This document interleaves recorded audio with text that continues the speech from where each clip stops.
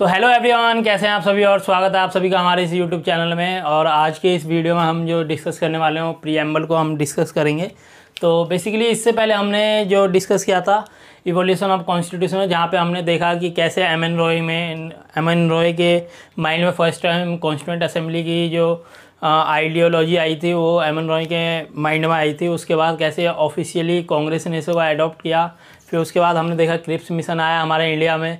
फिर उसके बाद कैसे कैबिनेट मिशन प्लान आया। फिर उसके बाद कैसे हम कह सकते हैं 1947 फिर हमने देखा कैसे हमारा कॉन्स्टिट्यूशन बन के तैयार हुआ और 1950 तक आते आते हमारा कॉन्स्टिट्यूशन बन के तैयार हो चुका था। तो अब हम उसी कॉन्स्टिट्यूशन का फर्स्ट पार्ट जो है प्रीएम्बल हम आज डिस्कस करने वाले हैं। तो प्रीएम्बल में बेसिकली इसके बाद जितने भी टॉपिक्स हम पढ़ेंगे तो उसे हम 3 चरणों में डिवाइड करके हम पढ़ने वाले हैं, जिसमें हम फर्स्ट डिस्कस करेंगे इसके फैक्चुअल रिलेटेड इनके जितने भी टॉपिक हम पढ़ेंगे उसके फैक्ट्स से रिलेटेड जितने भी फैक्चुअल डिटेल्स होगी वो हम सबसे पहले डिस्कस करेंगे, जो मेनली प्रीलिम्स के पर्पज़ से होगा। देन उसके बाद हम इसके कुछ एनालिसिस देखेंगे जो कि आपके मेंस के पर्पज़ से होगा। देन उस टॉपिक से रिलेटेड जो करंट में कुछ डिटेल्स अगर आ रही होगी, कोई टॉपिक अगर उससे रिलेटेड करंट में कुछ बन रहा होगा तो वो भी हम इसमें डिस्कस करेंगे, जो कि आपका मेनली इंटरव्यू के पर्पज़ से होगा। तो आने वाले जितने भी टॉपिक्स होंगे, चाहे वो फर्स्ट पार्ट हो आपका यूनियन एंड इट्स टेरिटरी, या सेकंड पार्ट हो सिटीजनशिप, देन फंडामेंटल राइट, कोई सा भी टॉपिक हो तो हम इन 3 चरणों में डिवाइड करके उसको हम पढ़ेंगे। तो आज हम प्रीएम्बल डिस्कस करने वाले हैं। तो इसके में भी हम सबसे पहले, जैसे मैंने बताया, कुछ फैक्चुअल डिटेल हम इसके बारे में जानेंगे। तो सबसे पहले हम इंट्रोडक्शन ही देखेंगे, इसका पार्ट इंट्रो देखने वाले हैं, जिसमें आपका हम क्या क्या देखेंगे। एक तो फर्स्ट इसकी प्रीएम्बल का मीनिंग देखेंगे हम, देन इसका डेफिनेशन देखेंगे।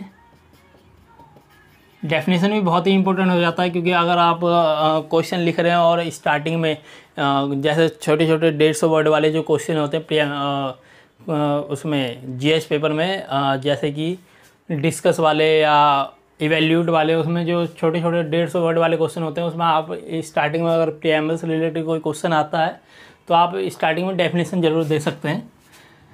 देन अगर हम इंट्रो में बात करें, हिस्टोरिकल इवोल्यूशन देखेंगे हम। हालांकि ये मैंने आपको पहले भी बता रखा है कैसे जो हमारे पंडित जवाहरलाल नेहरू कैसे रिजोल्यूशन लाते हैं, ऑब्जेक्टिव रिजोल्यूशन, तो उसके थ्रू इसका हिस्टोरिकल इवोल्यूशन हम देखेंगे। फिर भी यहाँ पे एक बार डिस्कस कर लेंगे ताकि आपको याद रहे। देन अगर हम बात करें तो इसका हम थर्ड देखेंगे, इंट्रो में ही इसका एम देखेंगे कि इसका एम क्या है, या हम कह सकते हैं ऑब्जेक्टिव क्या है इसका। देन अगर हम बात करें प्रीएम्बल्स में जो वर्ड्स हैं, जो मेन वर्ड्स हैं, जैसे अगर आपने प्रीएम्बल पढ़ा होगा, अगर नहीं पढ़ा होगा तो आप एक बार इस वीडियो को आगे देखने से पहले आप एक बार प्रीएम्बल ज़रूर पढ़ लें। आपको गूगल पर जैसे सर्च मारेंगे आपको दिख जाएगा प्रीएम्बल। अन्यथा अगर आपके पास ये बुक हो एम लक्ष्मीकांत, तो इसमें भी प्रीएम्बल लेसन में आपको स्टार्टिंग में ही पूरा लिखा हुआ है, या किसी भी एनसीईआरटी बुक में उसके फ्रंट पेज पे ज़रूर लिखा होता है। तो आप एक बार पढ़ लें तो उसमें आपको कुछ वर्ड समझ में आएंगे, जैसे कि मतलब जो उसमें वर्ड हैं, वर्ड्स जो हैं उसका हम डिकोड करेंगे, मतलब उसकी मीनिंग जानेंगे हम, उसका मतलब क्या है, उसको इस प्रीएम्बल में क्यों ऐड किया गया है, वो सारी बातें हम वर्ड्स के डिकोड में करेंगे।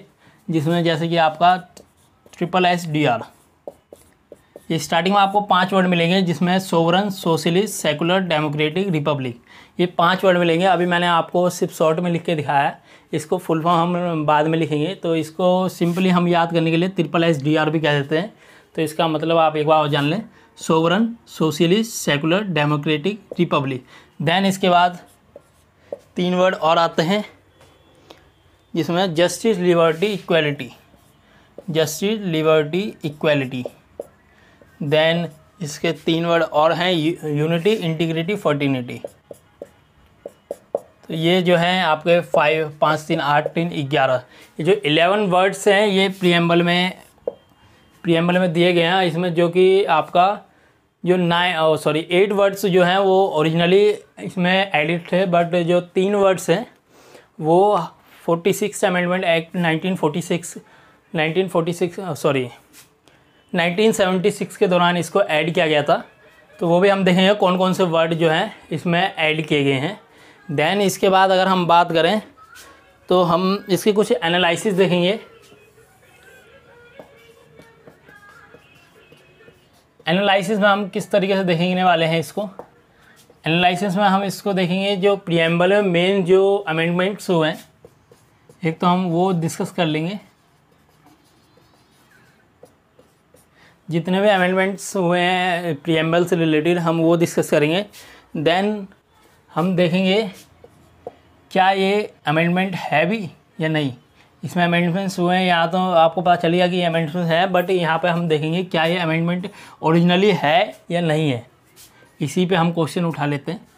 देन हम देखेंगे जो हमारा अमेंडमेंट है वो लीगली है या नहीं है, मतलब अगर कोई केस अगर कोर्ट में जाता है इससे रिलेटेड तो इसका हवाला दिया जाता है या नहीं दिया जाता है, हम वो भी देखेंगे। देन जिसको हम बोल सकते हैं जस्टिसिएबल है या नहीं है। देन हम देखेंगे इसमें ये जो प्रीएम्बल है इसका 21st सेंचुरी में क्या योगदान है। देन इससे रिलेटेड जितने भी अलग अलग एनालिसिस होंगे हम इस तरह के क्वेश्चन देखेंगे, जो प्रीवियस ईयर के क्वेश्चन भी आए हैं इससे रिलेटेड वो हम डिस्कस कर लेंगे। देन हम इसके अगर बात करें, अगर कुछ बच जाएगा फिर भी तो हम डिस्कस करेंगे मिसलेनियस में। मिसलेनियस तो ये दूसरा, ये तीसरा, तो इस तरीके से हम प्रीएम्बल को डिस्कस करने वाले हैं। आप इसको नोट भी कर सकते हैं। देन हम स्टार्टिंग से आपका इंट्रो से स्टार्ट करेंगे। तो चलिए फिर हम स्टार्ट करते हैं अपना इंट्रोडक्शन से। तो इंट्रो पार्ट से हम स्टार्ट करते हैं। तो इंट्रो पार्ट में हम सबसे पहले देखेंगे इसका मीनिंग क्या है। तो बेसिकली प्रीएम्बल है क्या। तो प्रीएम्बल कुछ भी नहीं है। अगर हम बात करें कोई भी हम नॉर्मल बुक पढ़ते हैं जैसे हिस्ट्री, साइंस या आपने मैथ्स बैकग्राउंड से मैथ पढ़ी, कोई सी भी बुक पढ़ी हो आपने, तो आप अक्सर देखते होंगे जो बुक है उसमें पहले आपको एक्नॉलेजमेंट दिख जाएगा या आप कह सकते हैं प्रीफिक्स, ये आपको खोलते के साथ ही बुक में आपको दिख जाएगा। देन आपको जो है इंडेक्स दिखेगा। इंडेक्स में भी आपको क्या दिखेगा, एक तो आपका चैप्टर का नाम दिखेगा, देन उसमें जितने भी सब टॉपिक्स हैं वो आपको दिखेंगे, देन आपका चैप्टर स्टार्ट होगा। यही तो होता है किसी भी बुक में। सिमिलरली हमारा जो इंडियन कॉन्स्टिट्यूशन है उस बुक में भी ऐसा ही है, जो आपका एक्नॉलेजमेंट या प्रीफिक्स जिसे आप कहते हैं, तो उसमें कॉन्स्टिट्यूशन की बुक में इसको आपका प्रीएम्बल के तौर पे रखा गया है। देन अगर हम बात करें इंडेक्स में जो चैप्टर के नेम होते हैं वही हमारा यहाँ पे क्या है, जो कॉन्स्टिट्यूशन में है वो हमारा चैप्टर के नेम कीजिएगा। जो हमारे यूनिट जो 25 पार्ट्स दिए गए हैं, union and it's territory, citizenship, fundamental right, fundamental duty, या आपका यूनियन, स्टेट, इस तरीके के जो दिए गए हैं वो पार्ट्स जो दिए गए हैं वो हमारे चैप्टर्स हैं। देन चैप्टर्स में जो सब टॉपिक्स होते हैं किसी भी बुक में वो हमारे यहाँ पे आर्टिकल्स हैं। जस्ट लाइक अगर हम बात करें किसी बुक में पहला चैप्टर आप स्टार्ट करते हैं तो पहले तो आप हेडिंग देखते हैं जो चैप्टर का नेम होता है, तो वो तो हमारा पार्ट्स हो गया। जस्ट लाइक हम एग्जांपल ले लेते हैं सिटीजनशिप, हमारा यहाँ पे कंपैरिजन कर लेते हैं हम एक बार। कॉन्स्टिट्यूशन है, यहाँ अदर बुक्स है, तो आपने बुक खोला, कॉन्स्टिट्यूशन की बुक खोली, तो यहाँ पे आपको प्रीएम्बल नज़र आया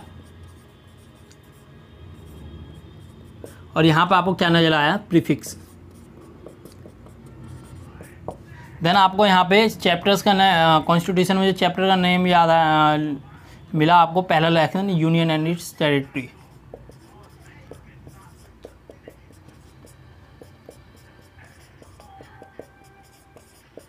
सिमिलरली यहाँ पे आपको कोई लेसन का नाम मिला,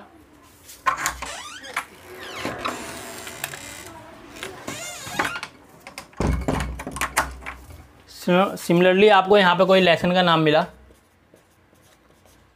देन इसमें आपको कुछ सब टॉपिक्स मिले, जैसे कि आपको इंट्रो, देन उस टॉपिक से रिलेटेड कोई सब टॉपिक्स, जैसे व्हाट, व्हेन, वेयर, इस तरीके के जो भी सब टॉपिक्स होते हैं, सब टाइटल्स होते हैं। सिमिलरली यहाँ पे आर्टिकल्स होते हैं, आर्टिकल 1, आर्टिकल 2, 3, 4।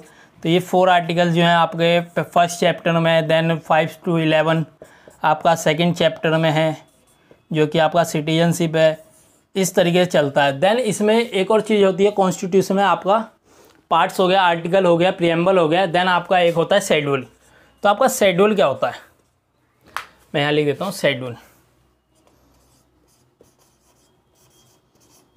शेड्यूल क्या होता है बेसिकली, अगर मान लीजिए आप इसमें किसी अदर बुक्स में आप लेसन स्टार्ट करते हैं तो आपने देखा होगा कुछ वर्ड्स को जो है ना वो हाईलाइट कर देते हैं, देन वो आपसे कहते हैं कि चैप्टर के लास्ट में जो है इसका कंप्लीट मीनिंग जो है वहाँ पे लिखा हुआ है। आपने गौर किया हो तो बुक्स में होते हैं जो या तो उसको डार्क रेड किया जाता है, ब्लू किया जाता है, आपने गौर किया होगा। तो उसी प्रकार यहाँ पर भी जो है चैप्टर्स में, मतलब यहाँ पे जो आर्टिकल्स हैं उसमें तो लिख दिया जाता है कि ये इस शेड्यूल में यहाँ पे आपको मिल जाएगा पूरी डिटेल, तो उसी हिसाब से शेड्यूल में लिखे होते हैं।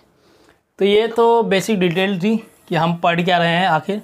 देन अगर हम प्रीएम्बल की इंट्रो की बात करें तो प्रीएम्बल का इंट्रो हम आपने समझ लिया कि क्या है, उसका एक्नॉलेजमेंट प्रीफिक्स, या आप कह सकते हैं उस कॉन्स्टिट्यूशन बुक की जो इंट्रोडक्शन है वो है प्रीएम्बल। देन अगर हम इसकी डेफिनेशन की बात करें तो आप एक बार लिख सकते हैं, preamble is an introductory part of a document. Preamble is an introductory part of an document that explain the philosophy and objective of the document. तो आपने आई होप लिख लिया होगा। एक बार दोबारा मैं बोल देता हूँ, preamble is an introductory part of an document of a document that explain the philosophy and objective of document. तो उस डॉक्यूमेंट की बेसिकली क्या बताता है, आपकी फिलोसफी और उसका जो ऑब्जेक्टिव है वो आपका प्रीएम्बल बताता है। देन अगर हम बात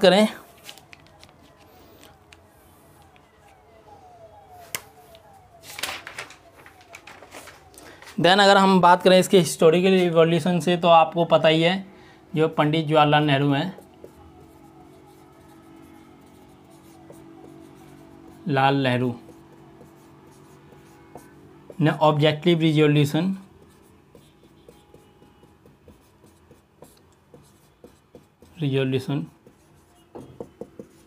पास किया था। तो ये बेसिकली उसी का जो मॉडिफाइड फॉर्म है वही प्रीएम्बल है। ऑब्जेक्टिव रिजोल्यूशन जो उन्होंने पास किया था, ये डेट मैं आपको पहले ही बता चुका हूँ। आप मेरे को कमेंट सेक्शन में ज़रूर बताइएगा कि ऑब्जेक्टिव रिजोल्यूशन कब पास हुआ था, कब पंडित जवाहरलाल नेहरू लेके आए थे और कब कॉन्स्टिट्यूएंट असेंबली में पास हुआ था। ये 2 डिफरेंट डेट है, आप मेरे को कमेंट सेक्शन में ज़रूर बताइएगा। देन अगर हम और सोर्सेज की बात करें, जो हमारा यूएन चार्टर है, कुछ वहाँ से भी मिलता जुलता है, बट ये इसका अगर हम ओरिजिन बोलेंगे तो वो ओरिजिन हम तो ऑब्जेक्टिव रिजोल्यूशन ही बोलेंगे। बट अगर हम देखेंगे कि यूएन चार्टर जो है उससे जो कि पहले बन चुका था, उसमें भी आपको इस तरीके की चीज़ें मिलेगी, या और भी कॉन्स्टिट्यूशन है उसमें भी आपको देखने को मिल जाएगा। तो अब हम अगर इसकी ऑब्जेक्टिव की बात करें,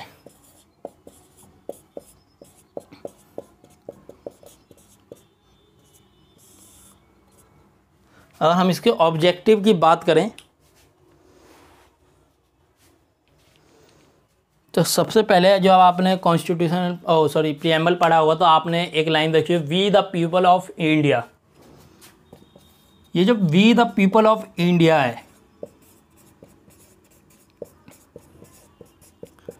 ये क्या दर्शाता है? ये दर्शाता है अथॉरिटी ऑफ इंडिया।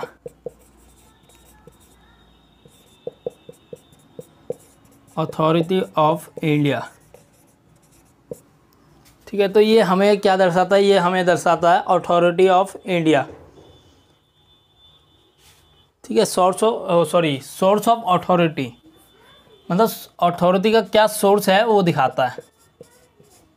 देन अगर हम बात करें, आपने जो मैंने अभी वर्ड बताया था, 5 वर्ड जो बताए थे, SSDR, sovereign, socialist, secular, democratic, Republic. ये बेसिकली क्या बताता है, ये आपका जो बताता है हमारा स्टेट जो है किस प्रकार से मतलब स्टेट हमारा क्या बनना चाहता है, क्या एम है स्टेट का। स्टेट को ये बेसिकली डिफाइन करता है कि हमारा स्टेट एक्चुअली में है कैसा, सोवरन सोशली डेमोक्रेटिक रिपब्लिक, ठीक है। जिसमें ये जो सेकुलर और सोशलिस्ट वर्ड है 46 अमेंडमेंट एक्ट 1976 के दौरान इसको अमेंड करके ऐड किया गया था। इससे पहले ये जो है SDR ही था ओरिजिनल कॉन्स्टिट्यूशन में। और एक और वर्ड है जो कि आप नीचे देखेंगे जो ऐड हुआ था। देन जो है आपका justice, equality and freedom. Justice, equality और फ्रीडम जो है ये जो है वर्ड, ये पीपल्स जो है वो स्टेट से अपेक्षा करता है, आप कह सकते हैं अपेक्षा करता है। हमें जस्टिस चाहिए, इक्वालिटी चाहिए, फ्रीडम चाहिए, यही तो हम किसी भी गवर्नमेंट या स्टेट से डिमांड करते हैं। तो ये पीपल्स डिमांड होती है। और जो आप लास्ट के जो 3 वर्ड देखेंगे आप, जो कि है आपका unity, integrity and fraternity. Unity, integrity and fraternity, ये जो वर्ड्स हैं ये state wants from us, means जो स्टेट हमसे डिमांड करती है यूनिटी बना कर रखने की, इंटीग्रिटी, देश में हमारे इंटीग्रिटी बनी रहे, फर्टिनिटी, भाईचारा बने रहे, यही तो हमारा स्टेट हमसे डिमांड करता है। देन जो एक और इसमें बच जाता है एडॉप्शन ऑफ डेट।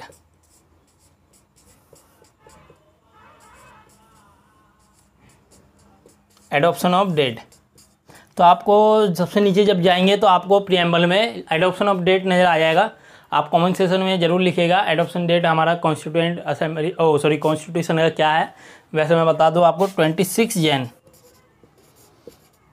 1950 को हमारा कॉन्स्टिट्यूशन जो है अडॉप्ट किया था। और बन के कब तैयार होगा, आप चलिए ये आप कमेंट सेक्शन में आप ज़रूर लिखिए कि हमारा जो कॉन्स्टिट्यूशन है वो बन के कब तैयार हो। तो ये जो 5 पॉइंट्स हैं ये आपके ऑब्जेक्टिव ऑफ द कॉन्स्टिट्यूशन हो गए। देन हम इसके बाद हम बात करेंगे इसके जो वर्ड्स हैं उसको हम डिकोड करेंगे। जो ये वर्ड्स हैं ना, ये 11 के 11 वर्ड्स, इनको हम डिकोड करेंगे।